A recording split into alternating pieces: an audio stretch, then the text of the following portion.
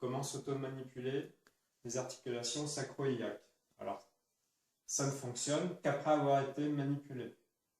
Par exemple, dans le cas d'Alexandre, il a ce qu'on appelle un os iliaque qui est postérieur, c'est-à-dire qu'il bouge bien vers l'arrière. Ça va bien vers l'arrière, mais il n'allait pas bien vers l'avant. Là, je t'ai manipulé, je t'ai mobilisé, donc je t'ai débloqué. Ça bouge bien maintenant dans les deux sens.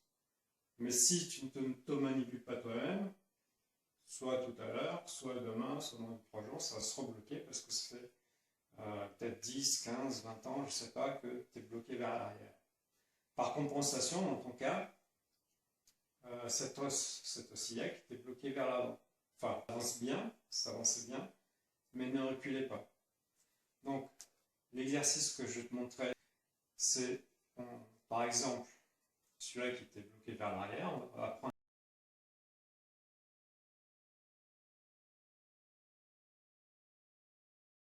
prendre un appui ici, sur l'os, et utiliser la force de la jambe pour qu'autour du point de rotation, tu entretiennes ton mouvement de manière dynamique, à faire tous les jours, jusqu'à ce que il y a du sang qui va enfin pouvoir arriver dans cette partie qui était comme une zone morte.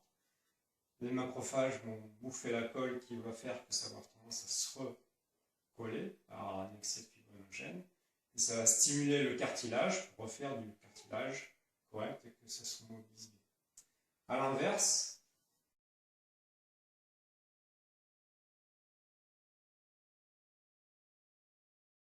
on va prendre un appui ici et utiliser la force du disque jambier pour faire des mouvements autour de cette articulation.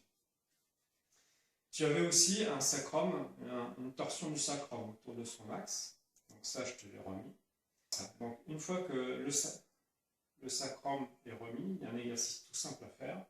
C'est les ronds du sacrum. C'est la première partie de l'étirement du lion. Donc les ronds du sacrum, tu vas faire des ronds comme ceci. Ça va éviter que le sacrum se rebascule. Alors au début, tu fais un coup à droite, un coup à gauche, pour t'habituer. Après un coup en avant, un coup en arrière. Et après, quand tu auras l'habitude, tu feras des ronds comme ceci. Voilà. Et si tu fais par exemple 20 tours de sacrum par jour, ça suffit. Maintenant, on va voir l'exercice spécifique. Comment mobiliser l'articulation vers l'avant quand on a les bloqués en arrière. Donc on va prendre un appui ici et utiliser la force du quadriceps pour tirer comme ceci, pour donner un mouvement comme ça. On part jambes tendues et on donne un coup de talon, le pied flex. Comme si on voulait donner un coup de pied, un coup de talon dans la testicule de quelqu'un.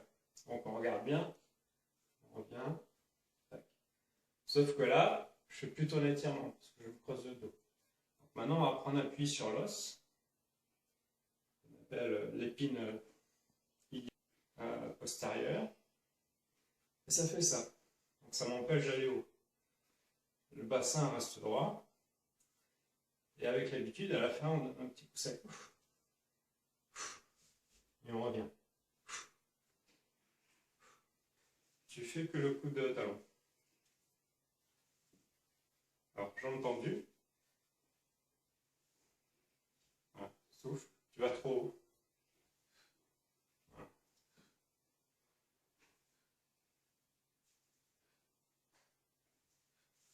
Ton bassin bouge un peu trop comme ceci.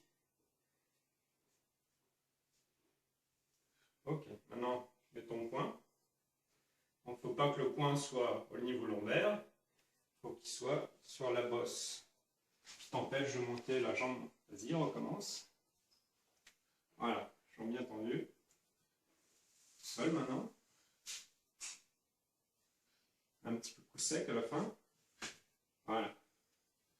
Ok, parfait. Donc, je te conseille de le faire 20 fois à droite. Mais aussi de le faire, je me suis aperçu que les gens qui le font des deux côtés, ça marchait mieux. C'est-à-dire que la fois d'après, soit si c'est pas ancien, quand je revois j'ai pas besoin de les remanipuler, soit je les manipule beaucoup plus facilement. Alors c'est sûr que les personnes qui ont 20-30 ans, il faudra plusieurs semaines pour que ce soit efficace. Au fur et à mesure, il y a du mieux. Bon là, tu risques pas de te bloquer de le faire de l'autre côté, tu entretiens ta mobilité. Tu peux le faire 20 fois à droite et 20 fois à gauche. En plus, ça fait travailler tes deux cerveaux. Le cerveau droit et le cerveau gauche. Fais-le un coup à gauche pour voir, entraîner. Parfait. Maintenant, on va voir quand l'hélium va bien vers l'avant, mais ne veut pas reculer. Donc là, je te le débloquer. Pour le maintenir bloqué, on va prendre appui ici et utiliser la force des ischio-jambiers pour entretenir le mouvement. Cette fois-ci, on va donner un coup de pied vers l'avant. Et pour avoir suffisamment de force, au moment où la jambe arrive ici, on donne un coup, ça fait ça.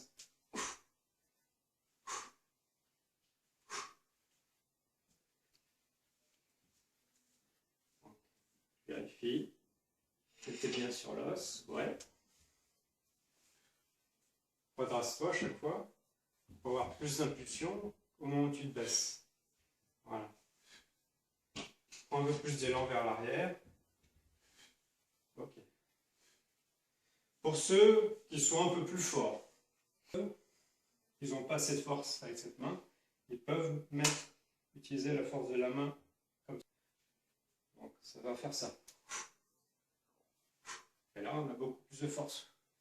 Évidemment. En plus, ça fait travailler l'équilibre. À aucun moment, il faut que la jambe se plie.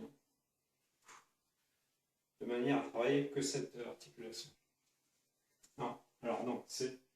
En fait, là, il est en arrière, c'est ta main droite qui prend appui avec le poing ici, comme un coup. Et là, quand il est en avant, c'est toujours la même main qui appuie ici. Et là, par-dessus. Alors, remets-toi debout à chaque fois. Voilà, prends ton temps. Voilà. Et pour équilibrer, tu fais de l'autre côté, parce que visiblement, ça semble être plus efficace, et puis ça fait travailler ton corps calleux, tes deux cerveaux. Donc là, je vais montrer les techniques les plus simples, les plus faciles à expliquer, mais on peut le faire ça debout, il y a d'autres façons de faire. On peut le faire allongé, assis, sur les côtés, mais en gros, l'idée, c'est ça.